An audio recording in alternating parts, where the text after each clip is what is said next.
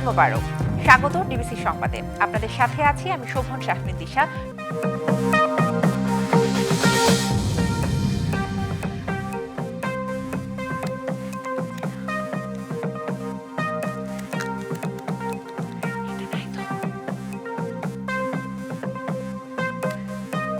ত্যাগের মহিমায়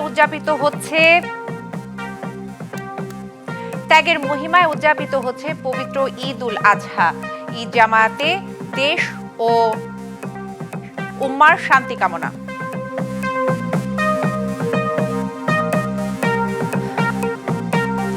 এবারও কিশোরগঞ্জের শোলাকিয়ায় ও দিনাজপুরে গোর এ শহীদে ঈদগাহ ময়দানে ঈদ উল আজহার বড় জামায়াত, লাখো মানুষের অংশগ্রহণ।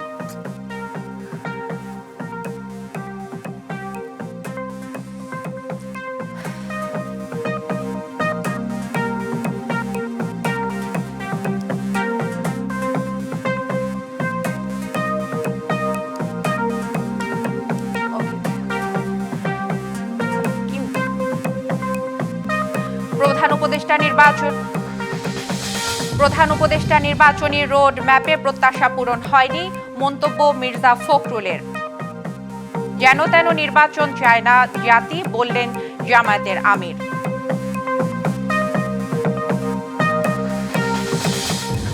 গাজায় ঈদের দিন ইসরায়েলি হামলায় অন্তত ৪২ ফিলিস্তিনি নিহত, ফিলিস্তিনে খাদ্য বিতরণ কার্যক্রম বন্ধ। জাতীয় ঈদগাহে অনুষ্ঠিত হল ঈদ উল আজহার প্রধান জামাত। ধনী গরিব ভেদাভেদ ভুলে মহান আল্লাহর সন্তুষ্টি লাভের আশায় এক কাতারে দাঁড়িয়ে নামাজ আদায় করেন ধর্মপ্রাণ মুসল্লিরা। হিংসা বিদ্বেষ ভুলে দেশ ও বিশ্বে শান্তি প্রতিষ্ঠিত হবে, মহান রবের দরবারে এমনটাই ছিল প্রার্থনা। ৩ বছরের ছোট্ট শিশু রিশানকে নিয়ে ঈদ জামাতে যোগ দিতে ছুটে যাওয়া এই মায়ের নাম স্বর্ণ। ঢাকার শান্তিবাগ থেকে জাতীয় ঈদগাহে ছুটে এসে জানান তার অনুভূতির কথা। বাবা মা তারপরে আমার 2 সন্তানকে নিয়ে এসেছি, নামাজ পড়তে এসেছি, এটাই অনেক আনন্দের। স্বর্ণর মতো এদিন অসংখ্য বাবা মার হাত ধরে জাতীয় ঈদগাহে আসে খুদে মুসল্লিরা। সবার পোশাক ও চোখে ছিল আনন্দ। আল্লাহ কাছে অশেষ রহমত, আমাদের 3 জনকে ঈদগাহ মাঠে নামাজ পড়তে তৌফিক দান করেছে। এই বছর আম্মুকে নিয়ে আসছি সাথে, এবং ও আসতে চায়। ঈদ মোবারক। দেরি হয় জামাত মিস হতে পারে এমন তাড়না থেকে অনেককেই দেখা যায় রুদ্ধশ্বাসে ছুটতে থাকেন ঈদগাহের উদ্দেশ্যে। সকাল 7:30টায় জাতীয় ঈদগাহ ময়দানে শুরু হয় ঈদ উল আজহার প্রধান জামাত। নানা শ্রেণী পেশার মানুষের সাথে অংশ নেন প্রধান উপদেষ্টা ডক্টর মোহাম্মদ ইউনূস। উপদেষ্টা পরিষদের সদস্য, সুপ্রিম কোর্টের বিচারপতি, রাজনীতিবিদরাও ছিলেন তার সঙ্গে। নামাজে ইমামতি পড়েন বাইতুল মোকাররমের জাতীয় মসজিদের খতিব মুফতি মোহাম্মদ আব্দুল মালিক। নামাজ শেষে খুতবার পর দোয়ায় অংশ নেন ধর্মপ্রাণ মুসল্লিরা। দুহাত তুলে আল্লাহর দরবারে ক্ষমা চাওয়ার পাশাপাশি প্রার্থনা করেন দেশ ও বিশ্ব শান্তির। এ সময় সংক্ষিপ্ত ভাষণে দেশবাসীকে ঈদ উল আজহার শুভেচ্ছা জানান প্রধান উপদেষ্টা ডক্টর মোহাম্মদ ইউনূস। নামাজ শেষে ভ্রাতৃত্বের বন্ধনে একে অপরকে জড়িয়ে ধরে শুভেচ্ছা জানান মুসল্লিরা। বড়দের মতো ছোট শিশুদের এই কোলাকুলি নজর কাড়ে সবার। আলহামদুলিল্লাহ, অনেক ভালো লেগেছে আমার। এই প্রথমবারের মতো ডক্টর মোহাম্মদ ইউনূসকে সরাসরি দেখেছি। দোয়া করছি যারা বাংলাদেশে যারা মুক্তিযোদ্ধা যারা শহীদ হয়েছেন, যারা ফিলিস্তিনিবাসীদের, তার জন্য দোয়া করছি। নবীন থেকে প্রবীণ সবার কণ্ঠে ছিল দেশ ও দশের মঙ্গল কামনা। দোয়া করলাম দেশের মানুষ এবং সবাই যাতে শান্তিতে থাকতে পারি। আমরা দোয়া করতেছি আমাদের দেশের জন্য, দশের জন্য, দেশের মানুষগুলো শান্তিভাবে নিঃশ্বাস ফেলে বাঁচতে চায়। কে গাজাকে আজকে দুর্যোগে পরিণত করছে, এখানে এসে দোয়া করেছি আল্লাহ যাতে ফয়সালা দেয়। এদিন নারী পুরুষ সহ প্রায় 35,000 মুসল্লি জাতীয় ঈদগাহে ঈদের প্রধান জামাতে অংশ নেন। আমাদের জাতীয় কবি কাজী নজরুল ইসলাম তার শহীদি ঈদ কবিতায় বলেছিলেন, মনের পশুরে করজবাই, পশুরাও বাঁচে, বাঁচে সবাই। আর তাই কোরবানি হোক আত্মশুদ্ধির জন্য, লোক দেখানোর জন্য নয়। সমাজের, রাষ্ট্রে সব জায়গায় ফিরে আসুক শান্তি, এমন বার্তাই ছিল জাতীয় ঈদগাহের প্রধান ঈদ জামাতের খুতবায়। Mizan Ahmed, DBC news, Dhaka. এবারও কিশোরগঞ্জের ঐতিহাসিক শোলাকিয়া এবং দিনাজপুরের গোড়ে শহীদ ঈদগাহ ময়দানে ঈদ উল আজহার বড় জামাত অনুষ্ঠিত হয়েছে। এবার ঈদের বড় 2 জামাতে অংশ নেন লাখো মুসল্লি। সকাল 8:30টায় শুরু হয় গড়ে শহীদ ঈদগাহ ময়দানের ঈদুল আজহার জামাত। এই ঈদ জামাতে ইমামতি করেন মাওলানা মাহফুজুর রহমান। এদিকে কিশোরগঞ্জের শোলাকিয়ায় ঈদের জামাতে 4 স্তরের নিরাপত্তা ব্যবস্থা রাখা হয়। সকাল 9টায় শুরু হওয়া ঈদ জামাতে ইমামতি করেন মুফতি আবুল খায়ের মোহাম্মদ সাইফুল্লাহ। এবারও মুসল্লিদের যাতায়াতের জন্য শোলাকিয়া স্পেশাল নামে 2টি বিশেষ ট্রেনের ব্যবস্থা করে রেলওয়ে কর্তৃপক্ষ। ভোর 6টায় ভৈরব থেকে একটি এবং ময়মনসিংহ থেকে কিশোরগঞ্জের উদ্দেশ্যে ছাড়ে আরেকটি ট্রেন। এছাড়া ঈদ জামাত নির্বিঘ্ন করতে কাজ করেন বিপুল সংখ্যক স্বেচ্ছাসেবক, ছিল বেশ কয়েকটি মেডিকেল টিমও।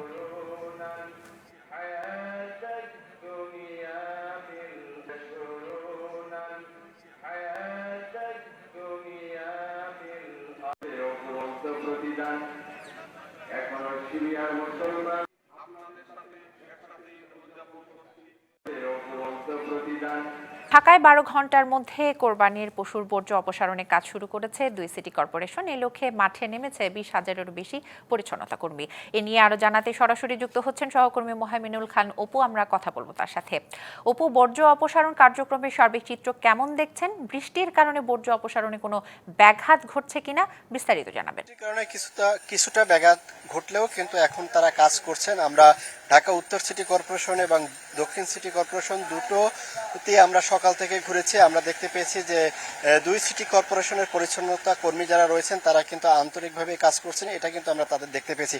আমি এখন রয়েছি মহাখালী পুকুর পাড়, সেটি দেখতে পাচ্ছেন যে এখানটিতে কিন্তু পশুর যে সকল বর্জ্য রয়েছে সেগুলো কিন্তু এখানে এসে জমা করা হচ্ছে।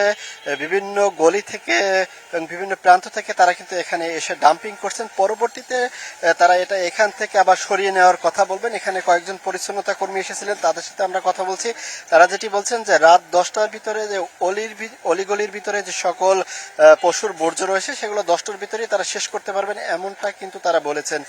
তবে আজ সকাল থেকে যখন পশু কুরবানির পরে যে বর্জ্যগুলো নিয়ে রাখা হচ্ছে বিভিন্ন সড়কে, সেখান থেকে কিন্তু বিভিন্ন ট্রাকে করে আমরা দেখতে পেয়েছি যে পরিচ্ছন্নতা কর্মী যারা রয়েছেন তারা এগুলো নিয়ে গেছেন। 2 সিটি কর্পোরেশন থেকে বলা হয়েছে যে 20,000-এর মতো তারা পরিচ্ছন্নতা কর্মী মাঠে নামিয়েছেন।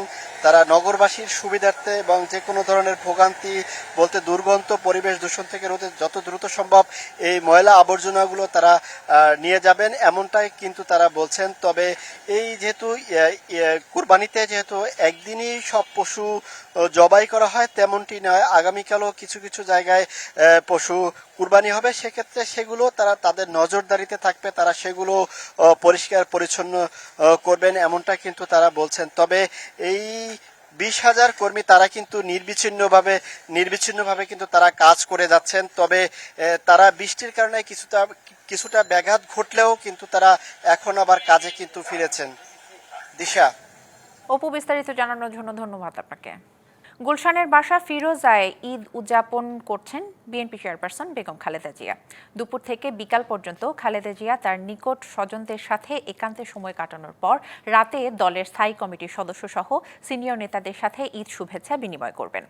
ডিবিসি নিউজকে এমন তথ্য জানিয়েছেন তার ব্যক্তিগত চিকিৎসক doctor AZM Zahid Hossain. Doctor Zahid আরও জানান, দুপুরে তার ছোট ভাই, ভাবি, বোন সহ তাদের স্বজনদের বাসায় যাওয়ার কথা রয়েছে। লন্ডন থেকে সকালেই মাকে ঈদের শুভেচ্ছা জানিয়েছেন বিএনপির ভারপ্রাপ্ত চেয়ারম্যান তারেক রহমান। কথা বলেছেন পুত্রবধূ ও নাতনিদের সাথেও। ডাক্তার জাহিদ বলেন, খালেদা জিয়া দেশবাসী এবং দলের নেতাকর্মীদের ঈদের শুভেচ্ছা জানিয়েছেন। তিনি সকলের কাছে দোয়া চেয়েছেন। এছাড়া বেগম খালেদা জিয়ার শারীরিক অবস্থা অনেকটাই স্থিতিশীল। মেডিকেল বোর্ড সদস্যরা নিয়মিতভাবে শারীরিক অবস্থার খোঁজ খবর রাখছেন। ঈদুল আজহা এবং ঈদুল আজহার দিন দেশনেত্রী এবং 3 বারের সাবেক প্রধানমন্ত্রী বিএনপি চেয়ারপারসন বেগম খালেদা জিয়া, ওনার শারীরিক অবস্থা স্টেবল আছে। উনি আগের চেয়ে অনেকটাই সুস্থ আছেন। উনি আপনাদের মাধ্যমে দেশবাসীকে ঈদের শুভেচ্ছা জানিয়েছেন। উনিও সবার জন্য দোয়া করেন, উনিও সবাইকে তার জন্য দোয়া করার জন্য অনুরোধ করেছেন। ক্লিক সিলিং ফ্যান, বিভিন্ন মডেলের কত ডিজাইন, এতে আছে ইউনিক ডিজাইনের অ্যালুমিনিয়াম ব্লেড, তাই বাতাস ছড়ায় প্রতিটি কোণায়। ক্লিক ফ্যান, প্রশান্তির হাওয়া ছড়িয়ে যাবে সবখানে। প্রধান উপদেষ্টা ডক্টর ইউনূসের নির্বাচনী রোড ম্যাপে জনগণের প্রত্যাশা পূরণ হয়নি বলে জানিয়েছেন বিএনপি মহাসচিব মির্জা ফখরুল ইসলাম আলমগীর। এদিকে জামায়াতে ইসলামীর আমির ডাক্তার শফিকুর রহমান বলেছেন, জাতি যেন তেন নির্বাচন চায় না, তবে ভোটের মাঠে লেভেল প্লেইং ফিল্ড থাকলে প্রধান উপদেষ্টার দেয়া রোড ম্যাপ অনুযায়ী নির্বাচন সম্ভব। ঈদুল আজহা উপলক্ষে দলের প্রতিষ্ঠাতা জিয়াউর রহমানের কবরে দলীয় নেতাকর্মীদের নিয়ে ফুল দিয়ে শ্রদ্ধা জানান বিএনপি মহাসচিব মির্জা ফখরুল ইসলাম আলমগীর। পরে তিনি সাংবাদিকদের বলেন, বিএনপির বরাবরই দাবি ছিল ডিসেম্বরে নির্বাচন, কিন্তু জাতীয় নির্বাচনে প্রধান উপদেষ্টার ভাষণে জনগণের সে প্রত্যাশা পূরণ হয়নি। প্রত্যাশা জনগণের পূরণ হয়নি এবং যে সময়টি নির্ধারণ করা হয়েছে সময়টি বাংলাদেশের নির্বাচনের জন্য সঠিক সময় নয়। আমরা মনে করি যে ডিসেম্বরেই নির্বাচন হওয়া সম্ভব এবং সেটাই জাতির জন্য সবচেয়ে উপযোগী হবে। এদিকে শনিবার মৌলভীবাজারে কুলাউড়া উপজেলার তুলাপুরে ঈদের জামাতে অংশ নেন জামায়াতের আমির। নামাজ শেষে তিনি বলেন, বিচার, সংস্কার, জুলাই ঘোষণাপত্র ও ভোটের সমতল মাঠ থাকলে প্রধান উপদেষ্টার দেয়া রোডম্যাপ অনুযায়ী নির্বাচন সম্ভব। সংস্কারটা হতে হবে, বিচার দৃশ্যমান হবে, তারপরে জুলাই যেটা ঘোষণা যেটা সেটা হবে, এরপরে নির্বাচনের সমতল মাঠ, সবার জন্য সমান মাঠ তৈরি করতে হবে।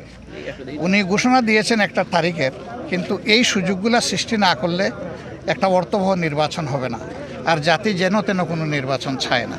পরে নিজ গ্রামের মানুষদের সাথে কৌশল বিনিময় করেন জামায়াতের আমির। Bijan Kumar Das, DBC news, Dhaka. স্বাগত আরও একবার ডিবিসি সংবাদে। জানাবো আন্তর্জাতিক সংবাদ। এশিয়ার বিভিন্ন দেশে উদযাপিত হচ্ছে পবিত্র ঈদ উল আজহা। ধর্মপ্রাণ মুসলমানরা ঈদের নামাজ এবং পশু কোরবানির মধ্য দিয়ে উদযাপন করছেন দ্বিতীয় বড় ধর্মীয় উৎসব। সময় এবং অঞ্চলের পার্থক্যের কারণে আজ কোরবানির ঈদ পালিত হচ্ছে ভারত, পাকিস্তান, মালয়েশিয়া, ব্রুনাই ও উজবেকিস্তানে। একই সাথে দিনটি উদযাপিত হবে আফ্রিকার দেশ মরক্কো এবং মৌরিতানিয়ায়। আল্লাহর নৈকট্য লাভের আশায় পশু কোরবানির মধ্য দিয়ে ঈদ উল আজহার আনুষ্ঠানিকতা সারবেন এসব দেশগুলোর মুসল্লিরা। এর মধ্যে সেখানকার বেশ কয়েকটি শহরে অনুষ্ঠিত হয়েছে ঈদের নামাজ। গাজায় ঈদ উল আজহার দিনে ইসরায়েলি হামলায় অন্তত ৪২ জন ফিলিস্তিনি নিহত হয়েছেন। এর পাশাপাশি ফিলিস্তিন ভূখণ্ডে খাদ্য বিতরণ কার্যক্রমও বন্ধ রয়েছে বলে জানিয়েছে যুক্তরাষ্ট্র সমর্থিত গাজা হিউম্যানিটেরিয়ান ফাউন্ডেশন। যুদ্ধবিধ্বস্ত গাজায় ঈদ উল আজহার সব আনন্দকে রক্তের স্রোতে ভাসিয়ে দিয়েছে ইসরায়েলি বাহিনীর হামলা। স্থানীয় স্বাস্থ্য কর্তৃপক্ষ জানিয়েছে, শুক্রবার দক্ষিণাঞ্চলীয় খান ইউনিস শহরের নাসের হাসপাতালে ১৬ জনের মরদেহ, উত্তর গাজার আল শিফা হাসপাতালে ১৬টি, আল আহলি ব্যাপটিস্ট হাসপাতালে ৫টি এবং আরও ৫ জনকে দেইর আল বালাহের আল আকসা শহীদ হাসপাতালে নেওয়া হয়। ভারতে করোনা ভাইরাসে আক্রান্তের সংখ্যা ৫,০০০ ছাড়িয়েছে। গত ২৪ ঘন্টায় দেশটিতে ৭৬৪ জন নতুন আক্রান্ত হয়েছেন এবং ৪ জনের মৃত্যু হয়েছে, যার মধ্যে কেরালায় ২ জন এবং পাঞ্জাব এবং কর্ণাটকে ১ জন করে। তবে সবচেয়ে বেশি আক্রান্তের সংখ্যা কেরালায়, তারপরে রয়েছে গুজরাট, পশ্চিমবঙ্গ এবং দিল্লি। আক্রান্তের সংখ্যা ক্রমশ বৃদ্ধি পাওয়ায় প্রয়োজনীয় ব্যবস্থার প্রস্তুতি নির্দেশ দিয়েছে ভারত সরকার। সব অক্সিজেন, আইসোলেশন বেড, ভেন্টিলেটর এবং প্রয়োজনীয় ওষুধের যোগান নিশ্চিত করার নির্দেশ দেওয়া হয়েছে। চলতি বছরের জানুয়ারি থেকে ভারতে এখন পর্যন্ত ৫৫ জনের করোনায় মৃত্যুর খবর পাওয়া গেছে। সংবাদ এই ছিল এখনকার মতো। ডিবিসি নিউজের সংবাদগুলো পড়তে ভিজিট করুন dbcnews.tv আর ভিজিট করুন ডিবিসি নিউজের ফেসবুক পেজ এবং ইউটিউব চ্যানেল। ডিবিসির সঙ্গে থাকুন।